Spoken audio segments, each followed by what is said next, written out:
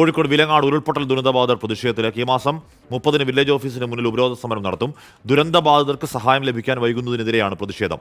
അഭിജിത്ത് മുഴക്കുന്ന വാർത്തയുടെ വിവരങ്ങളുമായി ചേരുന്നു. അഭിജിത്ത്, എന്താണ് ഈ ദുരന്തബാധിതരുടെ ആവശ്യം? എന്തുകൊണ്ടാണ് അവർ സമരമുഖത്തേക്ക് പോകാൻ കാരണം?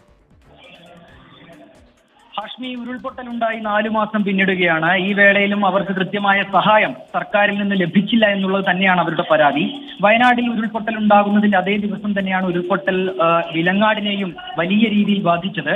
ഒരു മരണം മാത്രമാണ് ഉണ്ടായത്. പക്ഷേ ആ മേഖലയിലുള്ളവരുടെ എല്ലാ സമ്പാദ്യവും ഒലിച്ചു പോകുന്ന ഒരു സാഹചര്യം ഉണ്ടായിരുന്നു. വീടുകൾ തകരുന്ന സാഹചര്യം ഉണ്ടായി. കൃഷി അപ്പാട് നശിക്കുന്ന സാഹചര്യം ഉണ്ടായി. പക്ഷേ ഇപ്പോഴും അവർക്ക് കൃത്യമായ രീതിയിലുള്ള നഷ്ടപരിഹാരം ലഭിച്ചിട്ടില്ല എന്നുള്ളതാണ് വസ്തുത. പലർക്കും വാടക വീടുകളിൽ കഴിയേണ്ടി വരുന്നുണ്ട്. അവർക്ക് മാസം 6000 രൂപയോളം നൽകാമെന്ന് സർക്കാർ പ്രഖ്യാപിച്ചിരുന്നു. അതും അവർക്ക് ലഭ്യമായിട്ടില്ല. നേരത്തെയും ഇവർ പ്രതിഷേധവുമായി രംഗത്ത് വന്നിരുന്നു. ചീഫ് സെക്രട്ടറി ഈ വിലങ്ങാട് സന്ദർശിക്കാൻ എത്തിയ വേളയിലും തങ്ങളുടെ പരാതി ചീഫ് സെക്രട്ടറിക്ക് മുൻപാകെ ഈ വിലങ്ങാടുള്ളവർ അറിയിച്ചതാണ്. അപ്പോൾ ചീഫ് സെക്രട്ടറി അവർക്ക് ഉറപ്പ് നൽകിയതാണ് ഇതിലൊരു തീരുമാനമുണ്ടാകും. ഒപ്പം തന്നെ നിരവധി മന്ത്രിമാരും ഈ മേഖലയിലെത്തി സന്ദർശനം നടത്തിയിരുന്നു.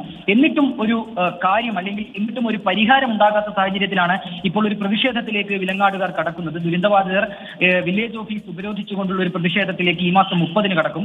രാഷ്ട്രീയ ഭേദമന്യേ എല്ലാ രാഷ്ട്രീയ പാർട്ടികളിൽ നിന്നുള്ളവരും ഈ ഒരു പ്രതിഷേധത്തിന്റെ ഭാഗമാകുന്നു എന്നുള്ളതാണ് പ്രധാനപ്പെട്ട കാര്യം. ഏതായാലും തങ്ങൾക്കൊന്നും ലഭിച്ചിട്ടില്ല ഈ ഒരു ദുരന്തത്തിന് ശേഷം എന്നുള്ളതാണ് വിലങ്ങാട്ടുകാർ വീണ്ടും ആവർത്തിക്കുന്നത്.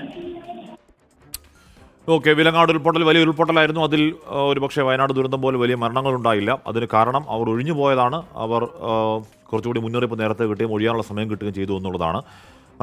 ഒരുപക്ഷെ വയനാട് ഉരുൾപൊട്ടലോളം വരില്ലെങ്കിൽ കൂടിയും, അല്ലെങ്കിൽ മുണ്ടക്കൈ ഉരുൾപൊട്ടലോളം വരില്ലെങ്കിൽ കൂടിയും അത്രത്തോളം തന്നെ വലിയ നാശനഷ്ടമുണ്ടാക്കിയ ഉരുൾപൊട്ടലാണ്. അവരെയും കൂടി സർക്കാർ കേൾക്കുമെന്ന് പ്രതീക്ഷിക്കാം.